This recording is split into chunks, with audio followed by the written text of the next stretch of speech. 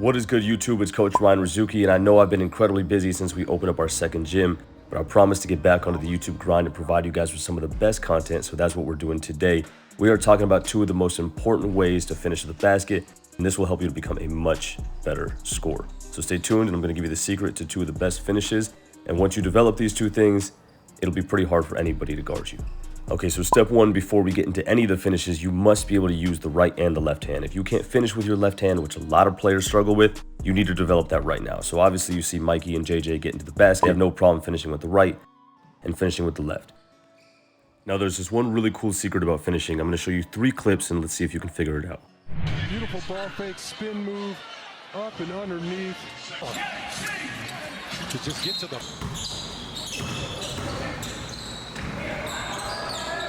Did you catch it? In all of those finishes, there was a show. Just like in JJ's here, you can see the ball goes high and then it goes out to finish. In Wemby's, the ball goes high and then it goes around. And then in Chet's, it goes into the defender, brings it back to the shoulder, and then he's able to finish nice and soft. But why does this happen? Why do players do this? The best answer I can give you is positioning and commitment. The most important thing is to show the basketball, and the defense will overcommit towards it because they are jumping where the ball is, but not where the ball will be. You can show it to the outside, straight up, or even towards the defense. But all of these force the defender to commit towards the ball, and then it allows you to choose where you want to place it next. So if you have the athletic capabilities to do so, adding this little pump towards the defense will guarantee that you get a bucket or free throws every single time.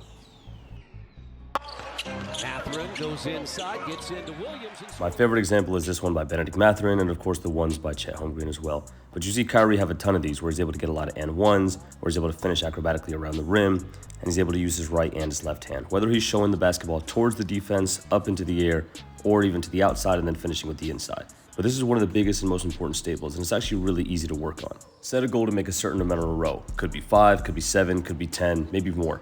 But the idea is to attack the basket. Let's say you show the ball straight up and then finish with the right. Do the same thing, finish with the left. Then show it to the outside and finish with the inside. Then show it to the inside and finish with the outside. And if you do this enough with both hands, it's going to be super easy for you. So that's the best way to work on it. But keep setting that goal a little bit higher. No skill is mastered overnight, and this is definitely advanced, but let's look at something that's not as advanced. Contact is one of the most important things in basketball, but you should never rock the ball side to side when attacking the basket and there's a defender on your hip. There's so many better ways to protect it. I'll show you a few examples here. You can see in this example as I drive right, the defender tries to reach in from the left hip, but because I don't rock the ball side to side, I hold it high, protect it, and finish. Steph Curry does something similarly here as MPJ tries to reach in from that left hip and steal the ball, but Curry holds it by the shoulder and the chin, and then he's able to finish nice and soft at the rim.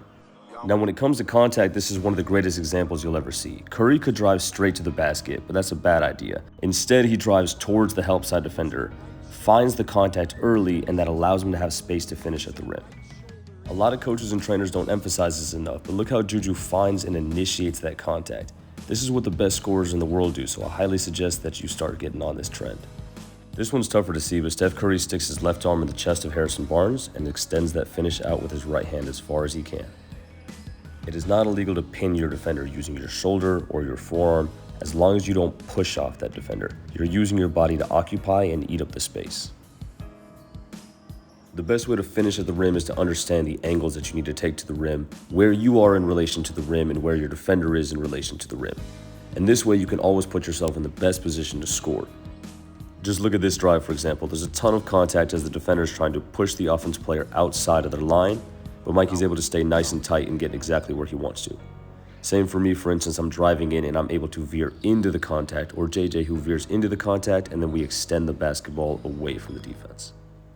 Basketball is a contact sport, and just like with dribbling, you have to learn the concept of defender, body, ball, and keeping the defender away from the basketball by using your body to shield it. See how the extension is here, and this next example by Kalen is the best one. Keeping the ball on the right side, moving the defender with the left side of our body, and then even extending it out to the right side. Even here in this contact finish, ball goes up and then is extended out to the right side. Learning to have your body in the way to protect the basketball is one of the most important things, and then also learning how to extend the basketball and have that good, nice, soft touch with either the right or the left hand. So let's work together to put a perfect workout together for you so you can learn how to do this with both hands. All right, this one's gonna be a bit long of a list, but I think it's going to be one of the best ways that you can develop this touch, and then eventually you're going to have to move on into a lot of that finishing with contact. And that's going to be developed through a lot of one-on-one or practice with dummy defenders or real defenders. All right, so here's the workout. First, we got to work on what's more difficult. So if you're a right-handed player, let's get that left hand down so we develop it first. We're driving to the basket, we're making 10 left-hand layups in a row.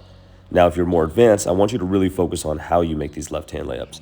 Some with the backboard, some without the backboard, straight down the middle, on the opposite side, some with a little touch where you put it up underhand or overhand, some inside hand. There's so many different ways that you can challenge yourself to make left-handed layups. But if you can make 10 in a row like this, that's going to be the goal. And then eventually we're going to start to add that little pump fake, and we want to make 10 in a row with that little show and finish like we talked about earlier, left hand. Then once you make your 20 left hand, we're going to do the same thing with the right hand. Every great player has a great imagination. So this is a total of 40 layups, of course, in segments of 10 in a row, 10 in a row, 10 in a row, and 10 in a row. Right? I understand it's going to be difficult, but that's how you challenge yourself and that's how you improve as a player. If you struggle with the creativity, then it's best to timestamp some of the moves that you saw here and try to work on that exact scenario. Try to imagine whether you need to put down cones or shoes or something, the defenders exactly where we have them placed. Try to go through the exact same move and work on that exact same finish. If you can feel that, that's going to help you to finish when a real defender is there and live.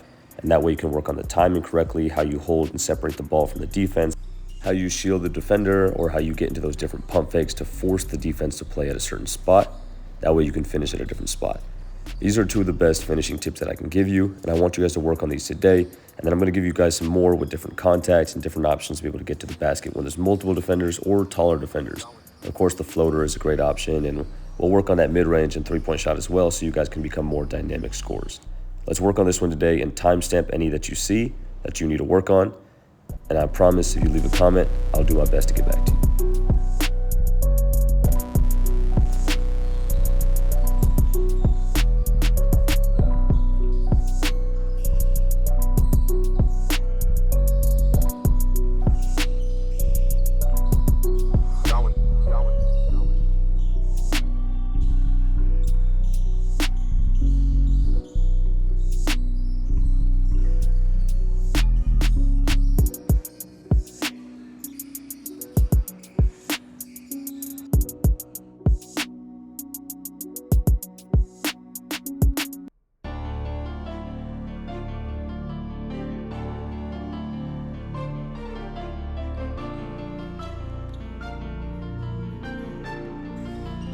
Going.